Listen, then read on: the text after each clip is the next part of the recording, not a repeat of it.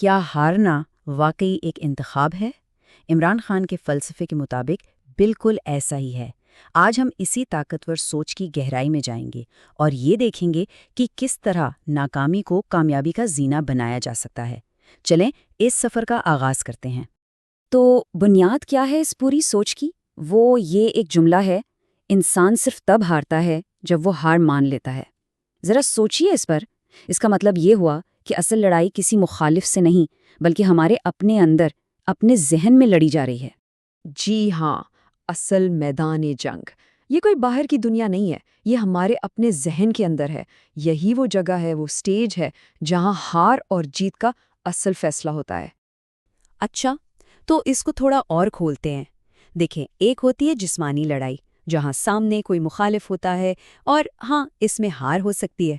لیکن جو ذہنی جنگ ہے نا، وہ بالکل مختلف ہے۔ اس میں لڑائی خود اپنے آپ سے ہے۔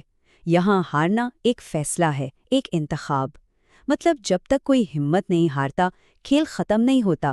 تو سوال یہ پیدا ہوتا ہے کہ جب کوئی ناکام ہو جائے، کوئی بحران آ جائے، تو پھر کیا؟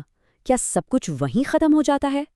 اس سوچ کے مطابق بالکل نہیں، بلکہ ہر بحران، ہر کرائسس اصل میں ایک موقع ہے، ایک چانس ہے کہ اس ناکامی کو کامیابی کی سیڑھی بنا لیا جائے۔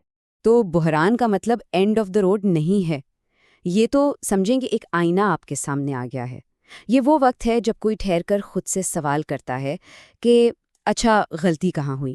اور یہی لمحہ خود کو بہتر بنانے کا، اپنی غلطی سدھارنے کا سب سے بڑا موقع ہوتا ہے۔ تو ٹھیک ہے، موقع تو ہے، لیکن اسے استعمال کیسے کریں؟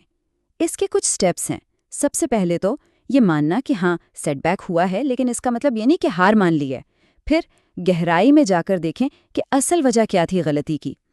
اس کے بعد ظاہر ہے اپنا طریقہ کار، اپنی اسٹریٹجی بدلیں، اور پھر سب سے اہم، اس نئے سبق کو ساتھ لے کر دوبارہ کھڑے ہو جائیں۔ اور جب کوئی اس عمل سے گزرتا ہے تو ہوتا کیا ہے؟ نتیجہ کیا نکلتا ہے؟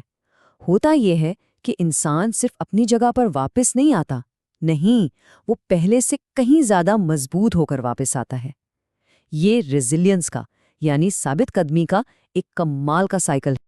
آپ اس چارٹ میں بھی دیکھ سکتے ہیں۔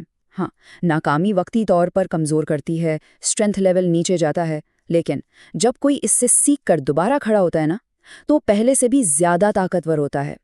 ہر ٹھوکر، ہر سیٹ بیک اسے پہلے سے زیادہ مضبوط بنا دیتا ہے۔ اور یہ کوئی سپر پاور نہیں ہے جو کسی کے پاس ہو۔ یہ صلاحیت ہم سب کے اندر موجود ہے۔ کہا جاتا ہے نا کہ انسان اشرف المخلوقات ہے، سب سے افضل مخلوق۔ اس کا سیدھا سا مطلب یہی ہے کہ ہمارے اندر آگے بڑھنے کی، گرو کرنے کی ایک لامحدود اینڈ انفینٹ کیپیسٹی ہے۔ بس ضرورت اس بات کی ہے کہ ہم اسے پہچانیں۔ اچھا، تو ہم گر کر سنبھل گئے، پہلے سے مضبوط بھی ہو گئے، لیکن کیا بس یہی مقصد ہے؟ نہیں، اصل مقصد تو کچھ اور ہے۔ اصل مقصد ہے اپنی ہی بنائی ہوئی حدوں کو، ان دیواروں کو توڑنا، اپنی اصل طاقت، اپنے ٹرو پوٹینشل کو باہر نکالنا اور اپنے خوابوں کو حقیقت کا روپ دینا۔ تو پھر وہ آخری زنجیر کون سی ہے جسے توڑنا سب سے ضروری ہے؟ وہ ہے یہ سوچ، یہ یقین کہ یہ کام ناممکن ہے۔ جس لمحے کوئی یہ مان لیتا ہے، وہ اصل میں اپنی حدود خود طے کر دیتا ہے۔ تو سوچنے کی بات یہ ہے کہ اصل رکاوٹ باہر ہے یا ہمارے اپنے ذہن کے اندر۔ علامہ اقبال نے شاہین کی مثال دی، وہ عقاب جو پہاڑوں کی چوٹیوں پر، بلندیوں پر پرواز کرتا ہے۔ تو شاہین بننے کے لیے، اپنی صلاحیتوں کی اس معراج تک پہنچنے کے لیے سب سے پہلے اپنی ذہنی زنجیروں کو توڑنا پڑتا ہے۔ تو پھر کامیابی کا راستہ بنتا کیسے ہے؟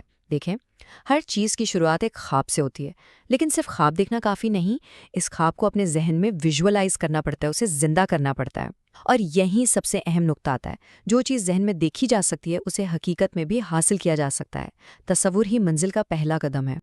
اور آخر میں ایک سوال ہم سب کے لیے باقی رہ جاتا ہے، وہ کون سا خواب ہے جو بس اپنی زنجیریں ٹوٹنے کا انتظار کر رہا ہے؟ اس پوری سوچ کی روشنی میں اگر دیکھا جائے تو شاید ناممکن صرف ایک لفظ ہی ہے جو توڑے جانے کا منتظر ہے۔